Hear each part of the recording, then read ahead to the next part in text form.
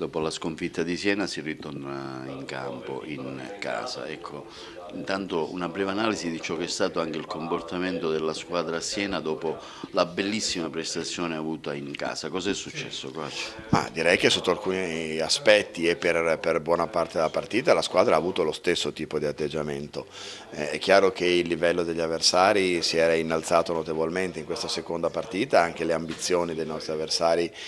che quindi hanno fatto una prestazione di assoluto livello e quindi ogni piccola flessione che abbiamo avuto, e questo è lo spunto di miglioramento per il futuro, cioè la capacità di non avere questi passaggi a vuoto all'interno di una stessa partita, però loro sono stati in grado di punirci qualsiasi distrazione o qualsiasi errore che questi cali di tensione ha comportato, per cui diciamo non è stata una partita negativa, è stata una partita migliore di quanto il divario finale poi racconti o possa far sembrare, però è chiaro che per essere competitivi a questo livello su un campo così importante contro una squadra così importante dobbiamo togliere proprio dal nostro repertorio questi momenti di calo che purtroppo a volte in una squadra molto giovane possono accadere, ma che rischiamo di pagare nelle occasioni future, soprattutto in trasferta. Coach, ecco, la partita col Treviglio sarà importante, anche perché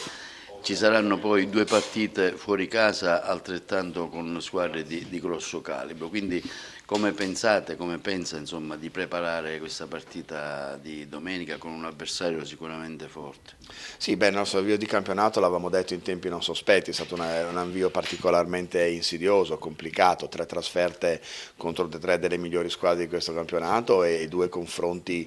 diretti in casa di quelle partite che magari nell'accezione comune si definiscono da non sbagliare, ecco. Ma al di là di questo dobbiamo essere capaci di migliorare qualcosa sotto il profilo della tenuta difensiva rispetto a quanto abbiamo fatto a Siena, ricalcando un po' quello che è accaduto con Latina, soprattutto con una squadra come Treviglio fatta di grandi talenti, di grandi tiratori, di giocatori molto esperti, e poi dare una giusta continuità e un giusto ritmo, ecco, al nostro attacco, perché forse il ritmo in certi momenti potrebbe pagare